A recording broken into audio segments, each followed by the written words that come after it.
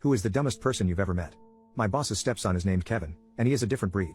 He was writing a book about orcas with swords who have intimacy with each other, lost interest in it, and now he's writing a new book now that involves a shape-changing weapon and the apocalyptic wrath of God. He was riding his bike through town and went into a store, came back out and saw that his bike had been stolen. His mom had to come pick him up, but by the time she arrived, he realized that he had just forgotten what his bike looked like and it hadn't been stolen after all. A week later, his bike was actually stolen. He has a bike lock, he just didn't think it was necessary. His biological dad bought him a new bike to replace the stolen one. He's blown out the rear wheel 3 times, broken the seat twice, the chain twice, and completely smashed the rear wheel rim, just since the middle of May. Since his second bike is now in shambles, he asked his dad Bob and mother Ann if he could borrow their bikes. Bob said hell no, and said sure. Kevin managed to snap the rear axle and somehow broke the rear cassette. He borrowed the magnets from half a dozen coral frag racks we sell, and promptly forgot where he left them. They're useless without the magnets. He found one of Bob's power drills and drilled a bunch of holes in a support beam for the porch. He dumped an entire 12-ounce can of fish food into one of the tanks. This was at the end of the day and we didn't notice until the next morning. The entire shop smelled like roadkill. He's not allowed in the store anymore. He got a job as a dishwasher at a nearby restaurant and was told to not come back after a week because he had broken so many dishes. He shot himself in the leg with a pellet rifle because he wanted to know what it felt like to get shot, because that's what thugs do. He broke a plastic lawn chair, and decided to burn it to destroy the evidence. He got found out when the fire pit began belching. Acrid black smoke everywhere. He went to a week-long youth group retreat a few hours away and forgot to pack any clean clothes. And had to drive all the way there with clothes for him. According to Anne, she had packed clothes for him, but he left them all behind because he didn't think he needed them. He tried to shotgun a can of soda. He managed to spray himself in the face.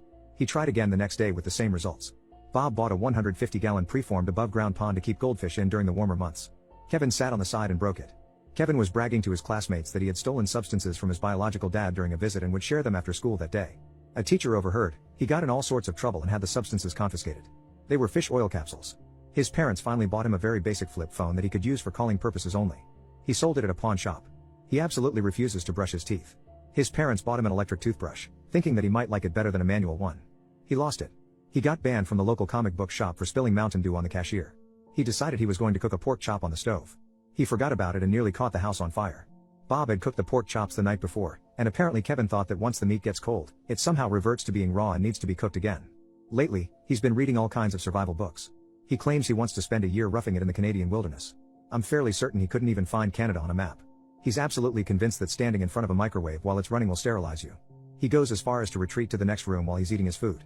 His parents bought a truck a few states away, and they decided to take a long weekend to go pick it up, leaving myself and Matt, a coworker, to handle the store in that time.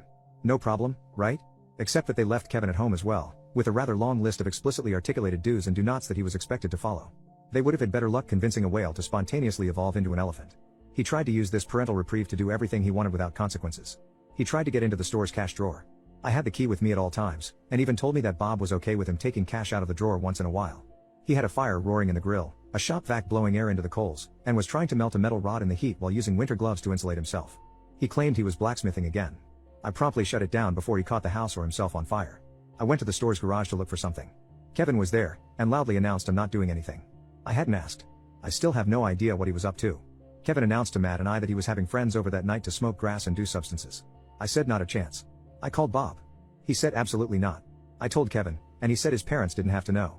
He tried to bribe me with a few grams. I turned him down. Matt stayed the night at the house, more to keep an eye on Kevin than anything else. Kevin invited his friends over anyway. They filled the house with smoke and threatened Matt when he confronted them. Matt called me, then called Bob. Bob called the next door neighbor who came over and stormed into Kevin's room, scaring the crap out of Kevin and his buddies. He then tried to bribe Matt with a few grams as well. Matt also turned him down. Kevin and his buddies then tried to hide in the garage after the neighbor left. Matt found them when one of them knocked over a small aquarium and broke it, and they ran out through the back door.